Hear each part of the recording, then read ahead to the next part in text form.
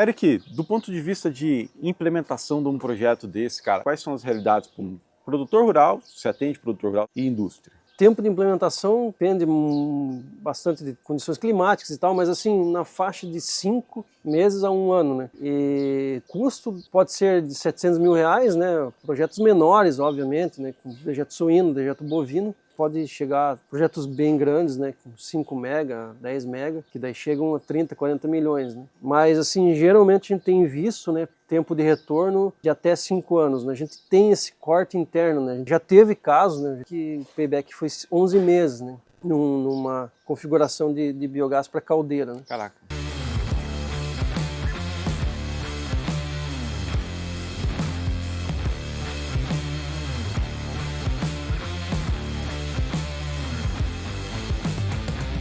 Sejam bem-vindos ao canal Dr. Biogás. Hoje eu estou aqui numa planta de biogás em Pomerode, no interior de Santa Catarina. Se você não conhece a Dr. Biogás é uma empresa de cursos e treinamentos em biogás e também consultoria em projetos de biogás. Hoje eu estou aqui nesse projeto com o meu amigo Eric. Tudo bom, Eric? Certo. Porque é um projeto CSTR muito importante para o mercado de biogás, né? Essa planta de biogás aqui em Pomerode, que curiosamente ou não, diz que é a cidade mais alemã do Brasil. Mais alemã do Brasil, né, aqui em Santa Catarina, tem um dos biogestores CSTR mais antigos em operação no Brasil, né, e quando o Eric me comentou desse projeto, eu falei assim, cara, eu quero conhecer, né, um projeto que está operando há 10 anos, não é qualquer projeto, né, e entender o que tem nesse projeto que fez ele operar durante todo esse tempo, eu acho que é a coisa mais importante que a gente vai ver aqui nesse projeto e entender um pouco como a Arqueia fez esse projeto. Mas antes disso, Eric, queria que você se apresentasse para a nossa audiência, quem que é o Eric, o que é a Arqueia e por que esse projeto é importante para vocês. Então tá, eu sou o Eric Hesler, né? Sou engenheiro e trabalho com biogás já há 10 anos, né? Sou diretor da Arqueia no Brasil, na América Latina, né? Esse projeto, ele é importante porque há 10 anos atrás, no início de GD, no início de mercado bem inicial, né, no mercado do biogás, a gente precisava ter um modelo, precisava ter uma planta para demonstrar para os clientes, para as pessoas que estavam interessadas, né? Então por isso que a gente construiu esse biodigestor em 2014, né, e desde lá opera para poder mostrar de fato, né, não só vamos lá na Alemanha visitar e tal, né? Não, a gente tem aqui no Brasil, né, na cidade alemã, né? Isso também é uma curiosidade, né, que eu acho que vale a pena comentar, né? Os alemães escolheram aqui por causa da facilidade da língua, né? Então eles vinham para cá montar, né? Eles vinham para cá e o cara do hotel fala alemão, o pessoal do restaurante falava alemão e tudo mais, né? Isso ajudou, né? Então na concepção da empresa aqui em Pomerode, né? Caraca, eu não tinha ideia disso, né? E imagino que em 2014 um alemão está vindo no Brasil, sem o que a gente tem hoje da internet. Vocês estão tendo a oportunidade de conhecer um projeto pelo YouTube.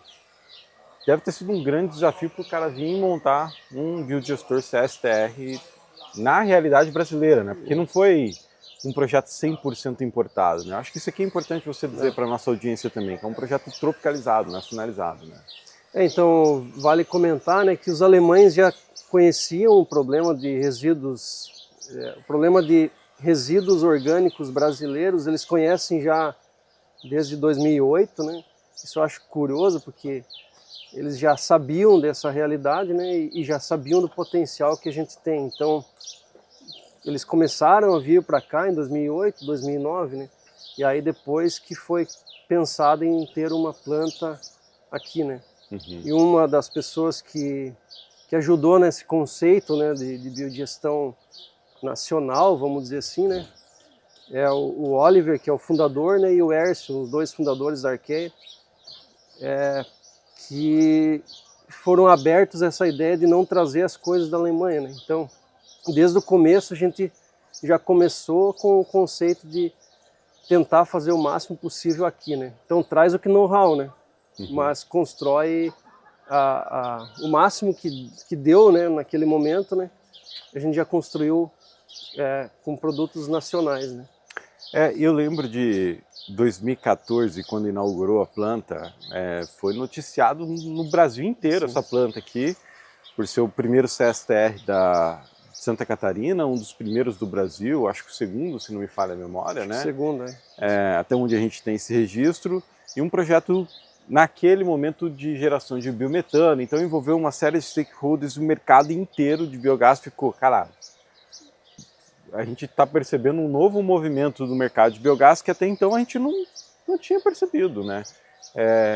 E uma empresa que, geralmente a gente tinha algumas empresas estrangeiras que elas não estavam abertas a entender essa realidade brasileira, a vir construir um CSTR de um jeito, não desmerecendo a engenharia, mas com toda a eficiência, engenharia alemã, mas com a realidade, mão de obra, equipamentos, estrutura brasileira, né? Então acho que esse aqui é um ponto bem importante e quero conhecer o projeto, cara. Vamos compartilhar com essa galera. Só mais um comentário interessante, né? Naquela época, né, lá em 2014, né, a gente conseguia fazer o valor, né? Na Alemanha era 4.000 euros 1 kW, mais ou menos, né? Custo de implementação do projeto. Do projeto. Tá. Né, naquela época nós conseguimos fazer 4.000 reais o quilowatt. Né? Para esse modelo de biodigestor é bem interessante esse valor. Claro que hoje já teve pandemia, teve 10 anos aí de inflação brasileira, né? Mudou bastante. Mudou bastante, mas mesmo assim ainda acho que talvez se você for ver esse fator, nunca mais calculei, mas pode dar muito próximo ainda, né? A diferença de custo, né, de implementação. Legal. Só concluindo então, antes da gente ir para a visita, esse é um projeto que ele trata resíduos de suinocultura, a gente está numa suinocultura aqui, mas ele é muito orientado também para tratar resíduos industriais e o Eric vai explicar um pouquinho para nós aqui no detalhe. Bora lá? Beleza, vamos lá. Bom, Eric, esse aqui é o projeto do CSTR mais antigo de Santa Catarina. Disso a gente tem certeza. Santa Catarina tem certeza. Bom, cara, explica um pouco para nós que tipo de resíduo que a gente está recebendo aqui. Então aqui, na verdade, a gente recebe resíduo da suinocultura, né, que tem uma suinocultura aqui na cidade, e resíduo orgânico de um frigorífico aqui da região, né? 5 toneladas por dia, mais ou menos na média, né?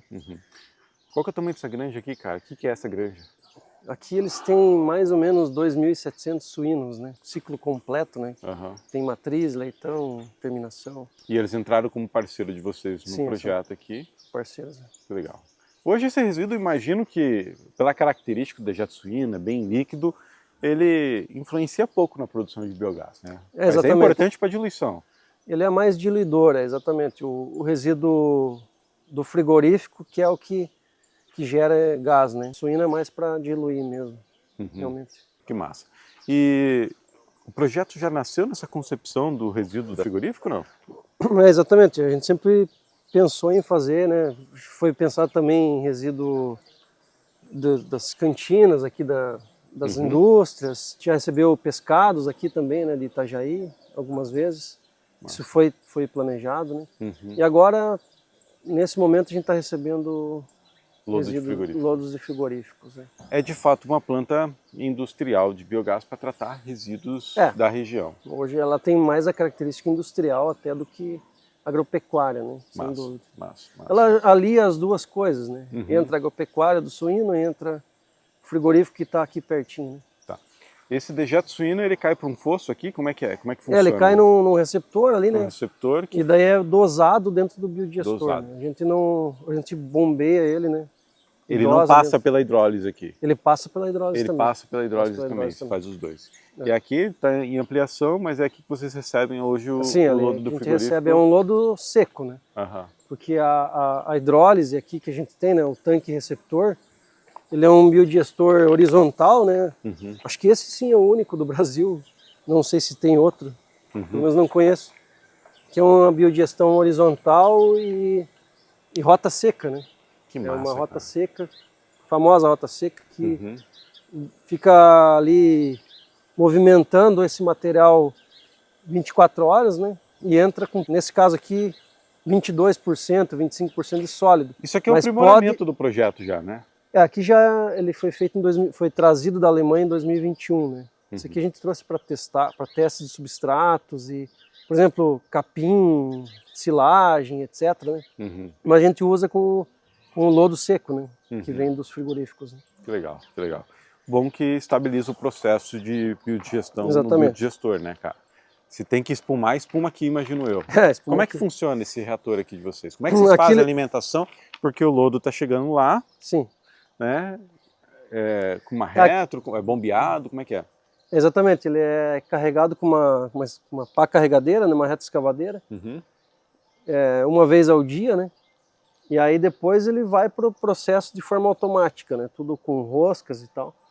E aí a agitação e a dosagem dentro do biodigestor CSTR ali, né? Que é o biodigestor redondo alemão, né?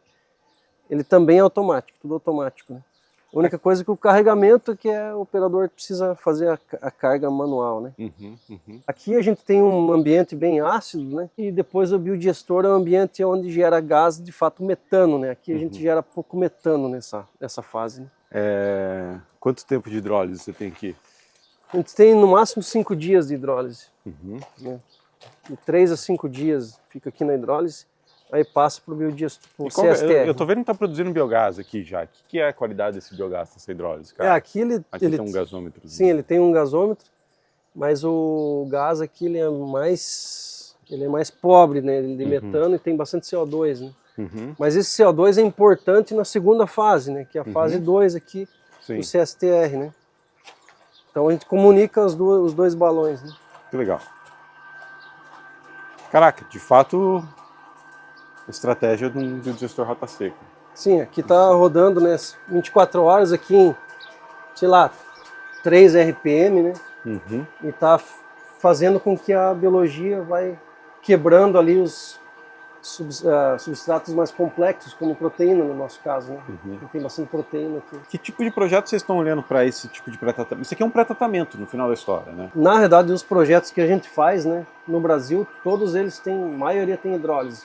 Quando entra substrato complexo, lodos e etc., né, a gente sempre faz hidrólise devido à quebra do substrato na entrada, né? Você acidifica e quebra, né, na entrada. Mas a gente faz a hidrólise, ela é CSTR, né? Uma hidrólise como se fosse um CSTR. Úmida, um tanque pequeno, né? Um tanque pequeno, menor, 5 dias, né? Com bastante agitação, né? Daí depois vai para o CSTR, para a fase de metanização, né? Que é a fase 2. Qual né? que é a vantagem de uma hidrólise seca que nem essa frente a um tanque úmido? A hidrólise seca, a gente consegue colocar, a gente consegue adicionar muito mais carga, sabe? Né, a rota seca te dá uma carga aí de uns 3 vezes mais do que uma rota úmida, né? Vamos pensar assim. Né? Você tem ideia de quanto está operando a carga aqui hoje? 20, 25? O substrato entra com 22, né? 25. Né? Bem pastoso. Né? Bem pastoso. Né? Na Alemanha, né? A gente entra com 32 a silagem de milho, né? Caraca. Entra com 32. Hidrólise, né? Ele vai, no final ele sai bombeado, né? Ele forma água e tal, e sai bombeado, né? Você vai quebrar as cadeias de proteína, lignina, tudo isso vai tornar ele, vai deixar ele pronto para o aspecto hidráulico do biodigestor. Exatamente, né? Vai ficar mais pronto para biodigestão. Essa é a grande diferença que a Archaea fez, né? Na Alemanha já, né? Sempre utilizou esse tipo de fermentador, né? Muita hidrólise nesse. Falando em Archaea Alemanha, cara, quanto tempo ela está lá na Alemanha? No Brasil, 10 anos? No Brasil, aqui em Pomerode, 10 anos, né? E na Alemanha são 25 anos. Né? 25 anos. Quantos projetos você já tem no Brasil, Eric? No Brasil a gente está com 13 projetos, né? E em construção tem 2 agora. 2 grandes de lodos, né? De lodos industriais, né? E... São projetos na concepção parecida com essa daqui que vai receber resíduo. Só não tem a hidrólise seca, né? É uma hidrólise formato CSTR, né?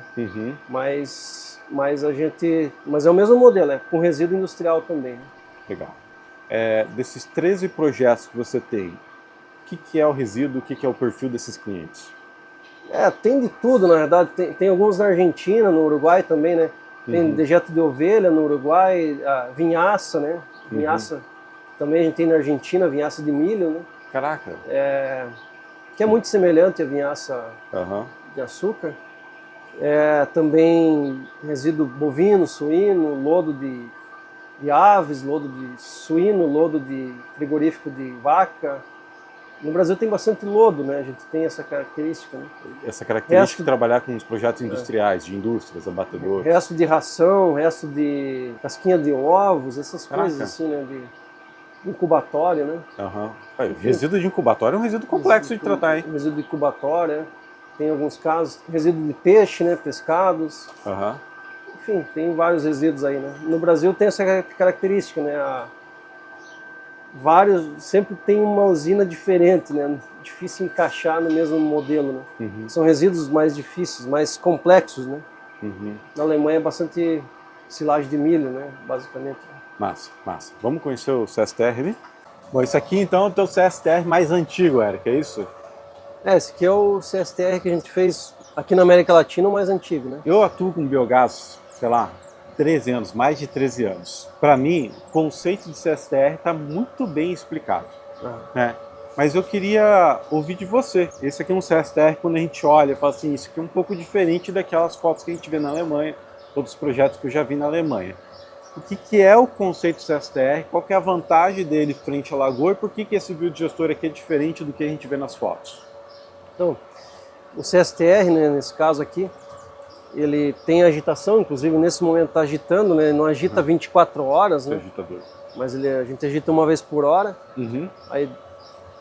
E tem aquecimento, então ele é um biodigestor de agitação contínua, né? Acho que o conceito teórico, né? Mas então ele está sempre agitando, como se fosse um estômago, né? Sempre entra um resíduo ali, entra comida, né? E ele agita, né? Para degradar, né? Então, aumenta o contato com as bactérias, contato com a bactéria, então a gente consegue aumentar o contato com a bactéria, né? Então tudo entra em contato, né? Toda hora, né? Para que a gente tenha uma eficiência maior, né? Por metro cúbico de biodigestor, né? Entendi. Então você tem um biodigestor reduzido de tamanho, obviamente. Claro que tem a tecnologia que é muito maior, né? Sim. Também a gente tem medições, né? Medições de temperatura, medições de pressão de gás, vazão de gás pode ter, né? pH, etc, né? E para que a gente consiga fazer com que esse CSTR realmente gere bastante energia, né? Obviamente que só o CSTR, né? Só a máquina, né? Não é tudo, né? A gente precisa controlar, principalmente micronutrientes, né? Dentro do biodigestor, para que aí sim o CSTR faça sentido, né? Já num biodigestor retangular, você vai ter dificuldade de agitar, vai ter dificuldade com que tudo entre em contato, né? Também para aquecer, né? Geralmente são biodigestores muito grandes, né? Você vai ter dificuldade para chegar nos 37 graus, né? Acho que esse ponto que você falou de quantidade de resíduo que a gente coloca aí dentro, ele é relevante, porque uma lagoa coberta sem agitação, a gente está falando de um biodigestor com no máximo 2, 3% de sólidos, 4%, dependendo do resíduo, e aqui a gente pode chegar a 10. 10, né? Às vezes um pouquinho mais, dependendo da característica do resíduo. Exatamente. Estou falando de 5 vezes mais sólidos, 5 vezes mais biogás, sem falar da eficiência. Exatamente. Hoje você monitora a eficiência desse biodigestor em conversão de biogás, como é que está essa eficiência? Normalmente, quando se faz tudo certinho, né, você vai conseguir uma eficiência acima de 85%, né, 90%, né? Nesse caso aqui, a eficiência está em 92%, né? Mas aí depende também um pouco do período, né, do substrato que vem e tal. Então, mas isso, como eu falei, com micronutriente, com um monte de controle, né? A gente consegue uma eficiência maior, né? Legal. O que é a temperatura que está operando? Como é que funciona todo esse controle, cara? Temperatura, né? Muitas pessoas questionam, né? Mas eu sou do Centro-Oeste, né? Aqui já é quente, né?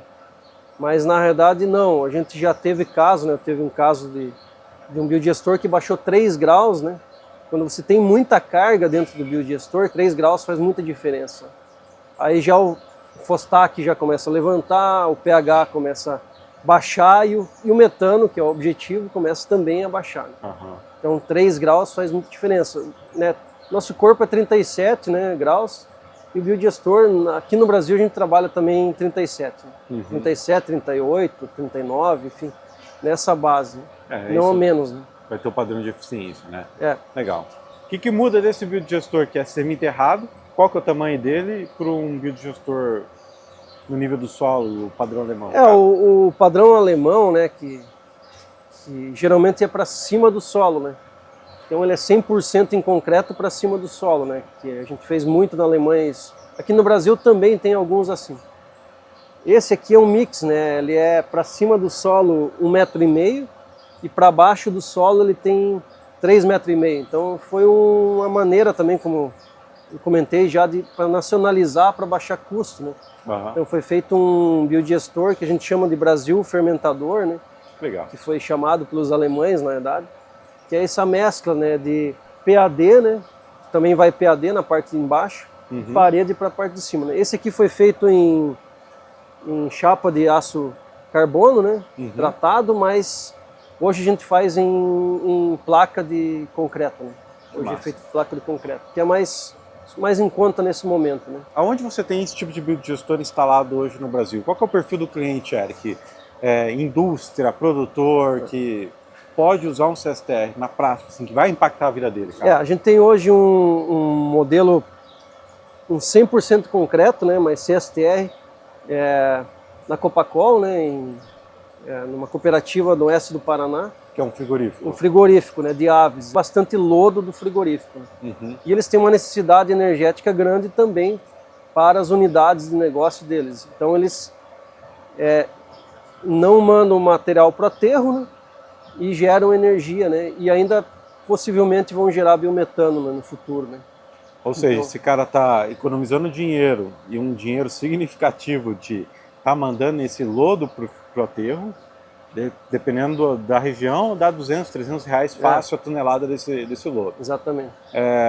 E ainda economizando energia, imagino que no futuro aí biometano para mobilidade, né? Sim, imagino que sim lá. Esse é um projeto deles lá no futuro. Além de frigorífico, cara, quais são os outros cases que você tem aí? Outro case que a gente tem também em Chapecó, na Cetric, né? Eles têm legal. Uma hidrólise, né? E estão construindo um biodigestor agora, uma fase 2, né? 100% em concreto, e eles lá têm biometano, né? Já usam na frota deles, né? Caminhões com 100% a biometano ou mix diesel biometano, né? Então eles já têm isso, e também energia elétrica, eles têm as duas, tem um mix lá, né? Geração de energia e tem o biometano, né? No biodigestor. E ali é um bom case, né, cara? Porque de fato é uma planta industrial que recebe tudo quanto é tipo de resíduo, né? Sim, ali a gente tem o desafio da variedade de resíduo, né? Hoje tem um resíduo, amanhã tem outro, né? Então é um desafio biológico grande, né? Mas outro projeto que a gente também está implantando agora é o projeto da Energisa ali em Campos Novos, né? Que também é um projeto que vai receber bastante resíduo industrial, né? Nunca igual, né? Todo dia diferente, enfim. Também o mesmo conceito, né? Hidrólise, biodigestão, né? E produção de biometano, né? Só para fechar o aspecto técnico, cara, o que a gente está vendo aqui? Então a gente está vendo um biodigestor, esse aqui é dupla membrana, certo? Exatamente, aqui é dupla membrana brasileira já, né? Já é nacional essa... A membrana vocês adquiriram no Brasil e prepararam ela aqui? A primeira membrana que foi colocada era a PAD, né? A membrana negra, né? Sim. Aí depois a gente trouxe pedaços de membrana da Europa, né? E uma empresa em São Paulo fez essa confecção desse tipo de membrana aqui, que é o modelo, né? A forma de solda e tal, tudo isso foi um desafio no começo, né? Sim. Mas também foi para chegar numa membrana semelhante à da Europa, né? E evitar transporte, impostos e custos elevados, né? Qual que é a vantagem de uma membrana que nem essa aqui, cara? Dupla membrana ou daquela membrana fixa, preta, é normal aquela? Aquela membrana é mais rígida, tudo, né? Mas eu imagino que essa aqui consiga armazenar mais biogás e até ajude projetos que vai ter desprurização biológica, né? A dupla membrana, a segunda membrana é de clima, né? Geralmente, então, você não vai ter empoçamento de água em biodigestores como essa, né? Você também. pode descarregar o gás do E biodigestor 100%, né? Você pode sugar ao máximo, né? E que ela vai ficar redondinha, porque a membrana, essa branca aqui é com ar, né? Ela sempre vai ficar inflada, né? Ela sempre está em cheia assim. Tá tá. cheia, né? Mas a membrana de gás é a verde, né? Uhum. Que tá embaixo aqui. Dá para Aqui, verificar ó. melhor, né? Então essa membrana verde, ela desce, sobe e desce, né? No decorrer do Inclusive dia. ela é mais grossa, certo? Inclusive ela é bem mais resistente. Né? Uhum. E aí também a questão de desperdício de gás, né? Bate o sol aqui, né? Geralmente o motor não vence. Geralmente vai expandir o gás e o motor não vai vencer, vai perder gás no alívio ou no flare, né? Uhum. Então esse desperdício às vezes paga a conta da membrana. A gente sempre calcula, a gente também tem biodigestores que a gente constrói com membrana única, né? Mas é um cálculo a ser feito, sabe? Cada caso é diferente. Vai armazenar mais, ó, inclusive ele estava falando do agitador, desligou, né? Então ele não é constante. Vão haver casos que você vai precisar armazenar mais biogás, né, cara? E o PVC tem essa flexibilidade, né? Sim, sim. Também a flexibilidade do PVC, né? Uhum. Você consegue subir, descer internamente, né? Uhum. E aí você tem realmente um armazém maior. É, Você tem a flexibilidade de armazenamento, né? E despachabilidade, né, Eric? Então, pô, eventualmente você vai... Se é um projeto de geração de energia elétrica, quando você vai entrar no horário de ponta, você armazena mais biogás, o que você falou foi interessante, cara. Você puxa todo o biogás para gerar ali naquelas 3, 4 horas de geração de ponta. Né? Então, cara, isso aqui ajuda muito na modelagem de negócio onde o cliente tem demandas pontuais e específicas de geração de energia. Eu acho assim interessante, sabe? Na Europa é muito usada, né? Se fala muito, vou usar uma membrana dupla por causa da neve, né? Uhum. De fato, lá você não tem como fazer sem membrana dupla. Não é que não tem, mas é mais difícil. Aqui, de fato, o sol não é um inimigo, mas o sol expande muito o gás, né? Principalmente a membrana PAD é impressionante. A gente passa, né, biodigestores por aí, né? A gente vê muito biodigestor durante o dia perdendo gás, né? Isso também é ineficiência, né? Quanto custa, às vezes, essa perda de gás, né? Porque aqui tem uma camada de ar, né? Entre meio, que acaba isolando, né? Acaba, então, segurando o gás onde que ele precisa estar, que é no grupo gerador, né? Não no flare. Eu ia fazer uma brincadeira aqui, cara. Tipo um Stanley, né? Você isola a temperatura ali. Exatamente. Aqueles copos Stanley. Mas brincadeiras à parte, cara. Que legal. Sistema de agitação, janela de inspeção. Isso aqui é um negócio que a gente não vai encontrar em biodigestor, o BLC, o biodigestor de lona, né? Qual que é a importância dessa janela, cara? Isso aqui pouca gente sabe.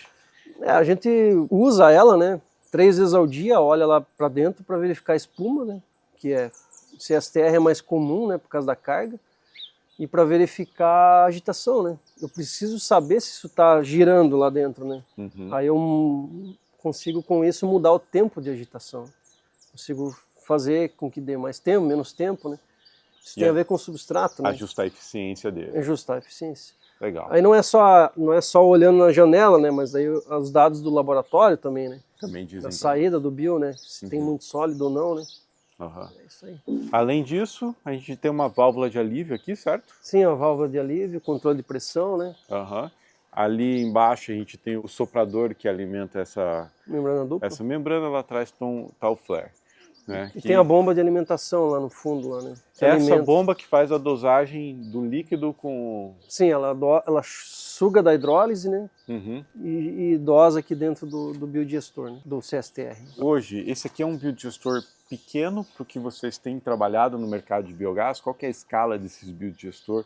Fala um pouco para mim sobre uma ideia de CAPEX, OPEX, porte desses projetos, cara. A partir de que momento faz sentido? Isso é importante, Eric, para, de repente, quem está assistindo a gente falar assim, eu tenho esse volume de resíduo ou não tenho esse volume de resíduo.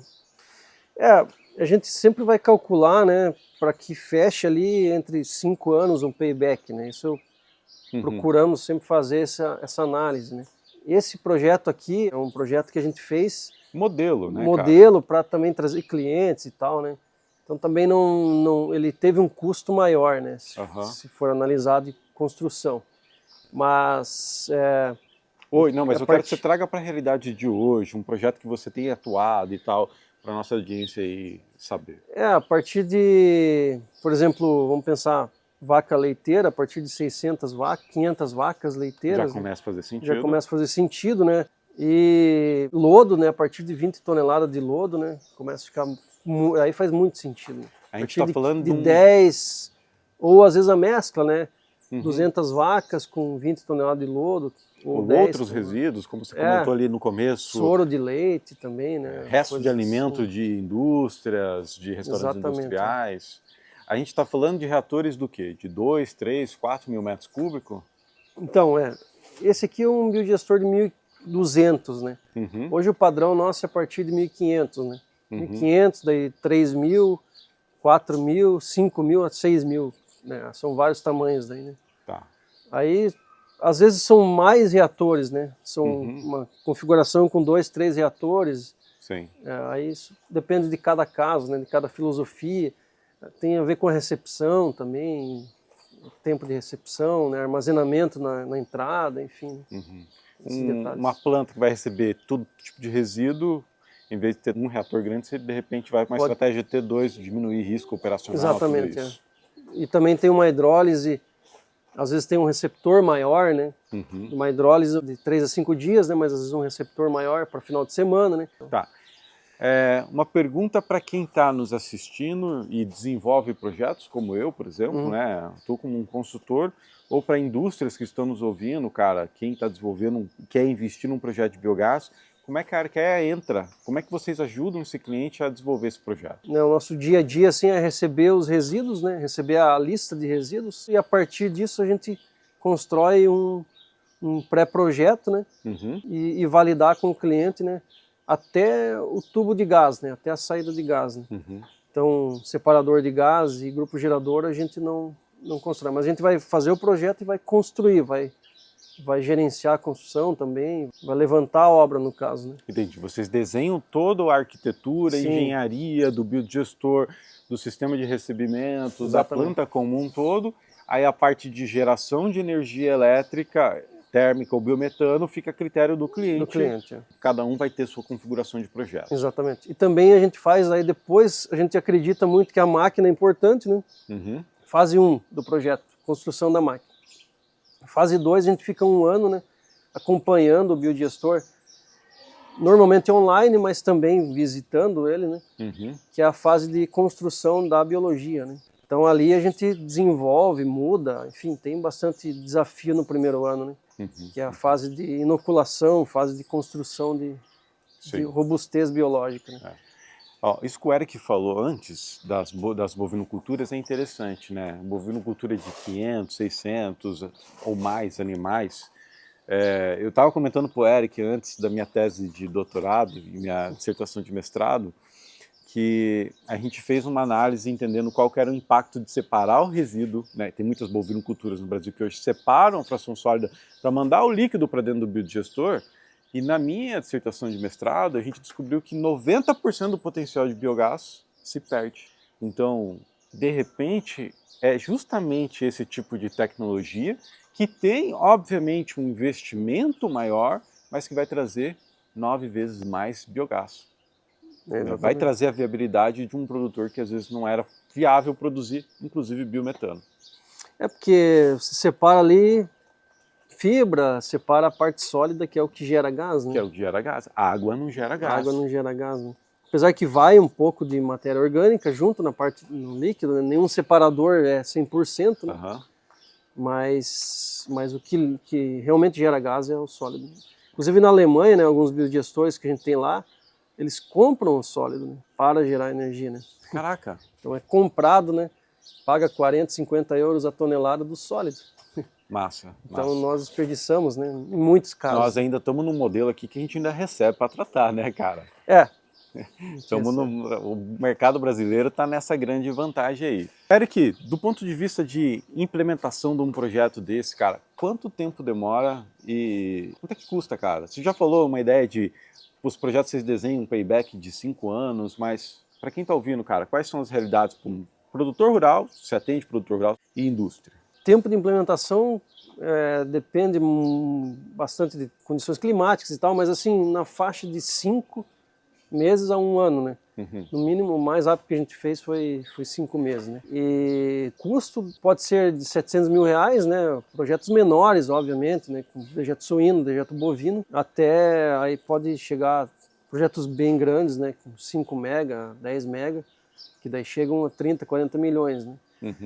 Mas, assim, geralmente a gente tem visto, né, tempo de retorno de até 5 anos, né? A gente tem esse corte interno, né? A gente procura sempre mostrar, né, quando vem um cliente, calcular junto com ele os custos, né, para chegar nesse valor, né? Já teve casos, né? Já tive um caso que o payback foi 11 meses, né? Numa configuração de biogás para caldeira, né? Caraca.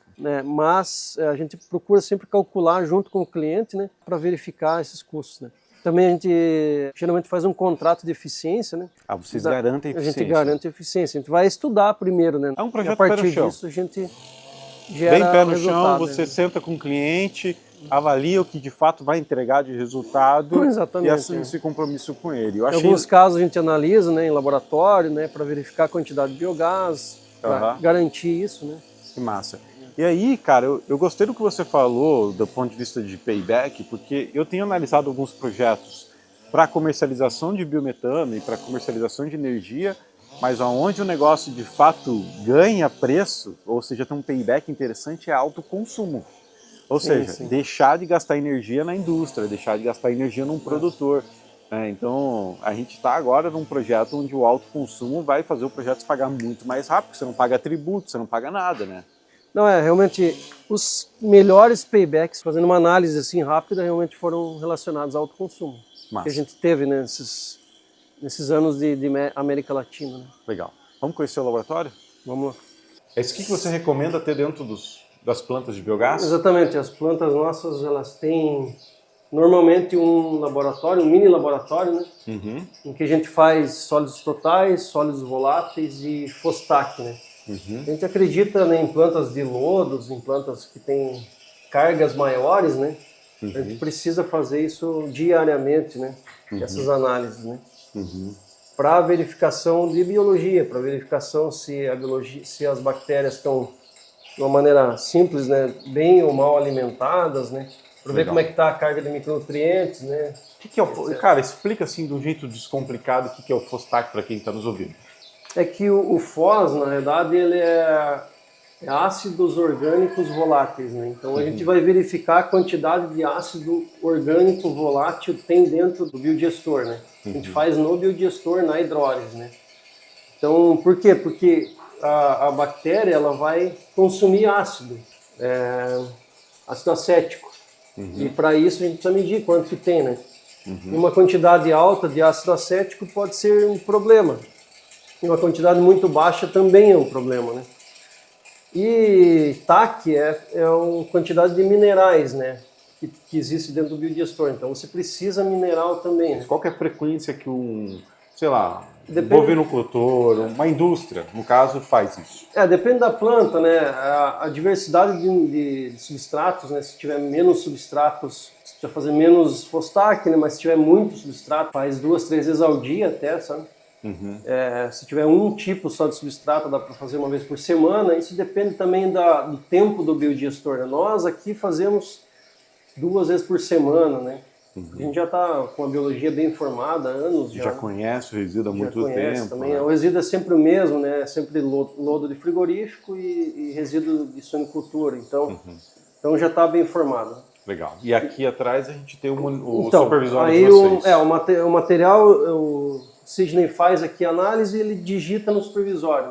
Né? E daí fica lá essa informação que é importante para o pessoal de biologia analisar, né, como é que está, se tem uma tendência de alta, uma tendência de baixa, né.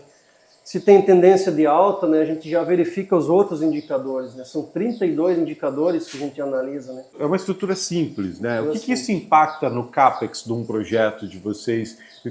Bom, que traz segurança operacional, está claro, né, mas o que impacta hoje? Na verdade, é um CAPEX muito baixo, sabe? Para o tamanho do resultado que isso vai dar, né? Então, é um laboratório hoje, vamos dizer que custa 30 mil reais, né? Mas só que quando você tem uma planta que você já gastou ali talvez 1, 2 milhões, né?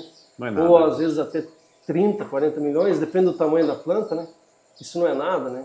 E o laboratório vai ser praticamente o mesmo? O laboratório é o mesmo para todos, né? O laboratório é o mesmo, não muda nada.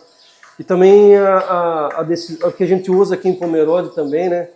Conforme o Fostak, né? A gente usa de maneira quinzenal, né? Mas isso depende de cada substrato. Micronutrientes, né? Que é um pacotinho que massa, cara. como esse aqui, né?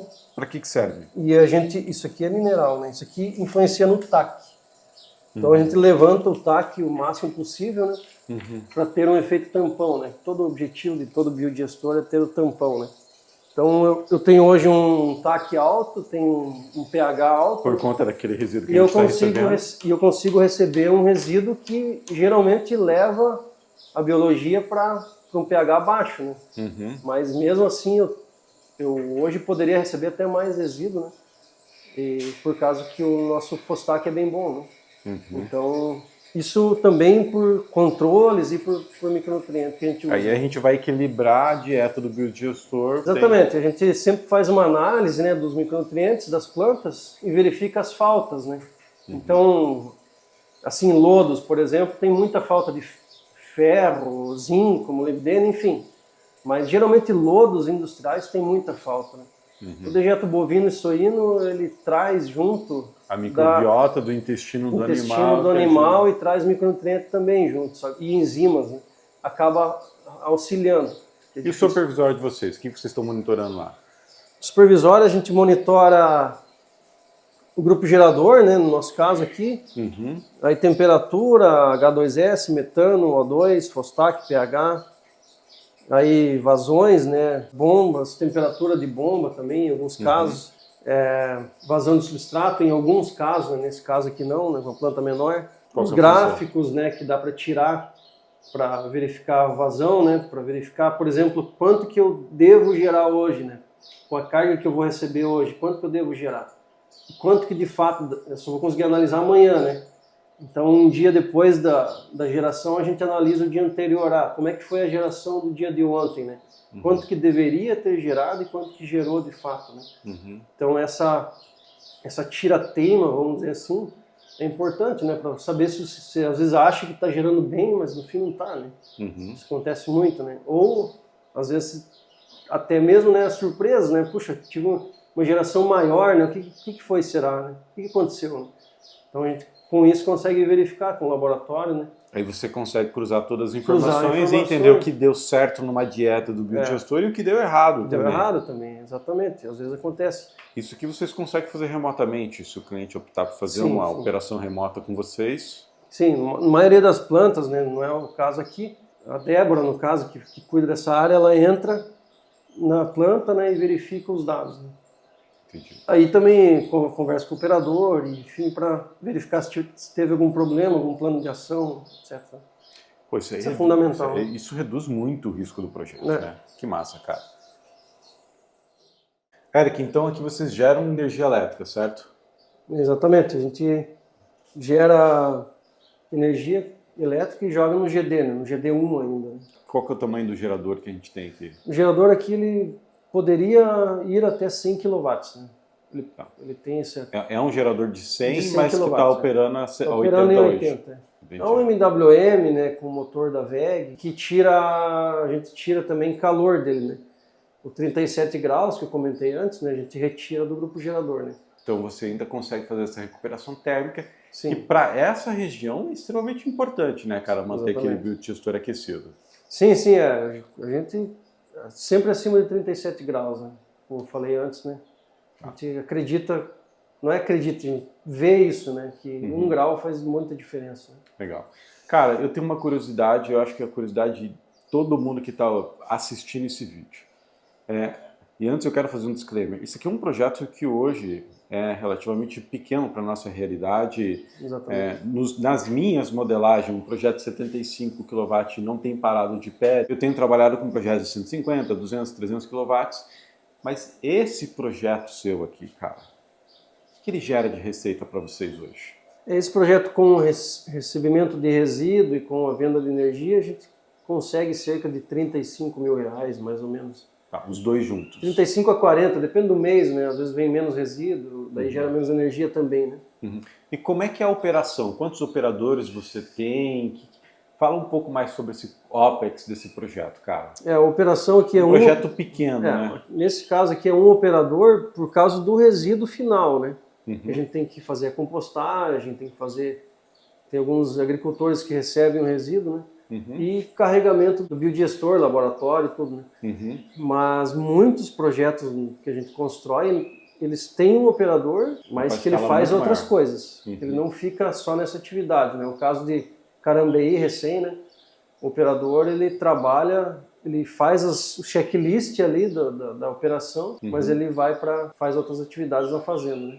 Bom, Eric, obrigado, cara, por ter me recebido nessa planta. Eu realmente fiquei surpreso, cara, com que eu vi um biodigestor operando há 10 anos. Gostei de ver essa tecnologia de hidrólise rota seca, né? Legal. Mostra não só uma hidrólise extremamente profissional, mas que biodigestores rota seca já são uma realidade, né, cara? Você estava me explicando que a gente consegue fazer, inclusive, um biodigestor com isso aqui, né? Pequena escala. E ver um projeto que, de fato, opera há 10 anos, com tecnologia nacional, com uma empresa nacional, né? Que, cara, projeto de biogás, é isso que vocês estão vendo. Com um projeto de 10 anos, o teu projeto está muito bem cuidado, muito bem estruturado, né? E não é à toa, cara, que a EA está no mercado até hoje, cara. Então, parabéns pelo projeto de vocês. Olha, eu acho que a biodigestão no Brasil, né, que ela, infelizmente, né, muitas vezes ela sofre com projetos que não funcionam, muitas pessoas que investiram, né, e hoje não acreditam mais em biogás, né. Eu acredito que existe sim jeitos de fazer certo, sabe? Fazer biogás bem feito, né, cara? Então, existem empresas que fazem esse biogás dar certo, né? O Oliver, o fundador da Arqueia, sempre fala, né, que a gente precisa subir num ônibus, né, das empresas que fazem dar certo, né, e levar isso para frente, né? E eu creio que dá para fazer realmente o Brasil um grande produtor de biogás, biometano, enfim, hidrogênio verde no futuro, né? Os derivados do biogás. Né? E é incrível isso que a gente está vendo aqui, né? Então, um projeto que 10 anos gera biogás, né? E eu não vim aqui à toa, eu vim aqui porque de fato eu acredito na Arqueia, acredito no Eric, nos projetos que eles desenvolvem, uma empresa que está no Brasil que de fato vai entregar de ponta a ponta, ou seja, do recebimento do resíduo à geração de biogás, um projeto chave na mão com você, como o Eric falou, entregando performance. Né? Então, se você é um bovinocultor, um avicultor, uma indústria que gera resíduos e tem interesse em instalar um biodigestor CSTR, a gente vai fazer o seguinte, a gente vai deixar na descrição desse vídeo aqui um formulário para você colocar ali os seus dados, né? E eu, junto com o Eric, a gente vai analisar os teus dados e entender se essa tecnologia aqui faz sentido para você. Então, tenho certeza que a gente vai te ajudar a tomar a decisão certa de investir ou não investir no biodigestor CSTR, tomar a escolha certa numa hidrólise, a escolha certa no teu projeto de ponta a ponta. Eric, mais uma vez, cara, muito obrigado por ter me recebido e parabéns pelo projeto, viu?